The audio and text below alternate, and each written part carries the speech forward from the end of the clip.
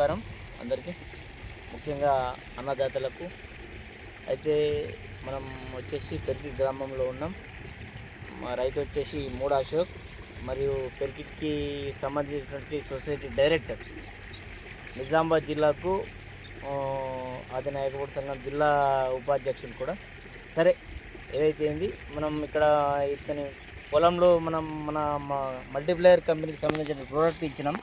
Use చేస్తే పొలం ఈ రకంగా ఉన్నది, మంచి రిజల్ట్ వచ్చింది. మరి దీన్ని ఏ విధంగా యూజ్ చేసింది అనేది మన రైతు మాటల్లోనే విందాం. సార్ నమస్కారం అండి.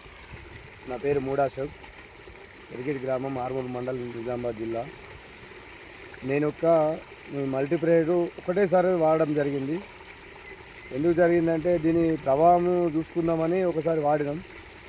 కంపెనీ వాళ్ళు మాత్రం 3 సార్లు వాడాలని చెప్తున్నారు.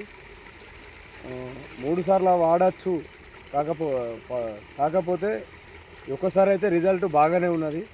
3 సార్లు వాడింది ఇంకా బాగానే ఉంటుందని నేను అనుకుంటున్నాను. ప్రజెంట్ మాత్రము వాడిన దానికి 25% డిఫరెన్స్ ఉన్నది ఒకసారి వాడితే. అదే 3 సార్లు వాడితే 75%, 90% దాకా రావచ్చని నా అవగాహనతో చెప్తున్నా.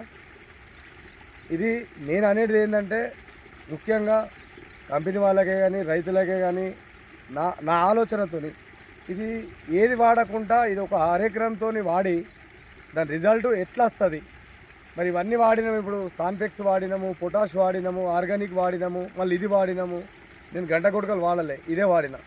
నా అభిప్రాయం ఏంటంటే, దీన్ని ఒక అరెకరంకు వాడి ఒకసారి ఒక పంటకు చూసిన తర్వాత ఇంకా అవగాహన బాగా అందరికీ వస్తుందని చెప్పి నేను తెలియజేస్తున్నాను.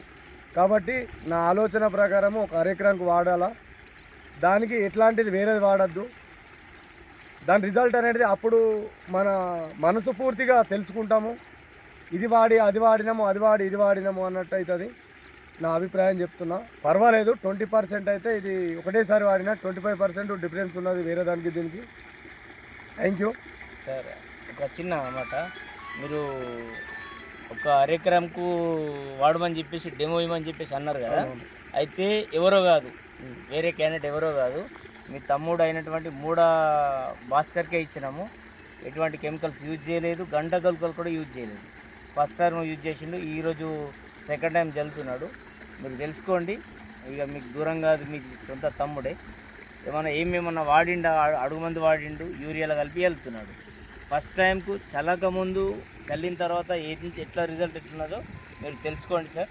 అలా ఇంకొకటి చేయండి, ఈ పాటికి వాడినాము. రెండోది ఏంటంటే, మనకు దిగుబడి వచ్చే వరకు కటింగ్ చేసేటప్పటికి ఇంట్లో వెయిట్ ఎంత వచ్చింది, వాడిన దానికి వెయిట్ ఎంత వచ్చింది చూడడానికి. ఇప్పుడు నేను చూడడానికి బాగానే ఉంటా, ఇప్పుడు చూడడానికి పొలం బాగానే ఉన్నది.